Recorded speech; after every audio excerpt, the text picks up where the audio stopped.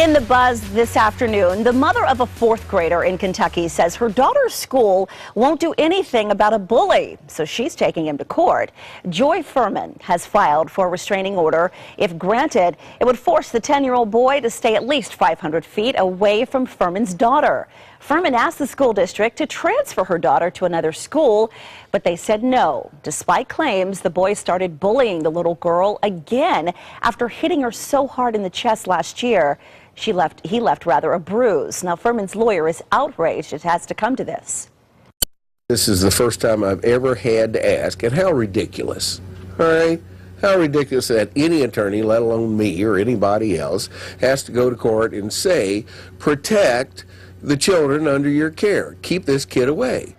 The school says it takes claims of bullying seriously and will do everything it can to keep this girl safe. But the girl's mother is not buying it. She points out even after her daughter was hit last year, she was put into the same classroom as that boy this year. So we want to know what your take is on this. Joining us to discuss this topic and a whole lot more, today's guest, Grace Stafford from the Wildlife World Zoo. Thanks for being here. Great to be here again. You know, we hate this topic of bullying. Yeah. It's a very serious epidemic in our country. And when you're talking about kindergartners and students not feeling safe at that age of 5 and 6 and 4, that's tough. It is tough because no real learning can take place if children are afraid for their own safety. And so it is a terrible situation.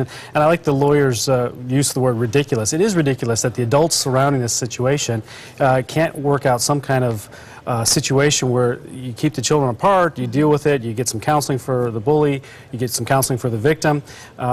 To have to resort to a legal means at that grade level seems to me to invite even more problems. Yeah, and you know, having an opportunity to put this story on our Facebook page, so many of you were so kind to open up and talk about some of these problems that you face right in your own homes. And we have almost, 60 comments on this, and so many parents right here in the Valley saying, I had to take my kid out of school. I had to resort to homeschooling, or, this was an ongoing problem that the schools seemed to do nothing about.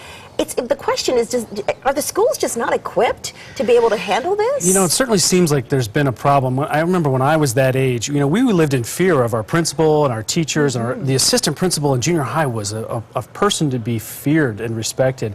And I don't know that exists anymore. And I don't know if that breakdown in respect for that position starts in the home, where it's just not taught to respect elders and your teachers. And so once that breaks down, it translates into the schoolyard where there's no respect for that authority, no respect for teachers saying, this is not the way to behave with each other. I mean, as a mother of 7-year-olds, if my kid came home with a bruise that another child put on her, I don't know, as a parent, you kind of just want to just wrangle somebody's neck. Well, and it's also important for the parents, if it is your child that's doing the bullying, you got to support the teachers and the faculty there and deal with the problem and not bury your head in the sand. Right. Here's what you guys are saying on Facebook. Tim Gibson says, if the parents of the bully, this is what you're saying, won't take care of their son and make him stop the bullying, then yes, I think a restraining order needs to be put in place.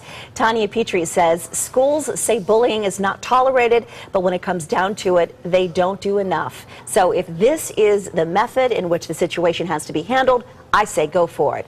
Laura Elam, good for her. I would do the same thing if a little stinker would be doing that to my kids. And Nay Halleck, it's sad that the world has come to this. I'm only 24, but I remember when the most we had to worry about was being home when the street lights came on. Yeah, such a simpler time, such a simpler time. We are just getting started on ABC 15.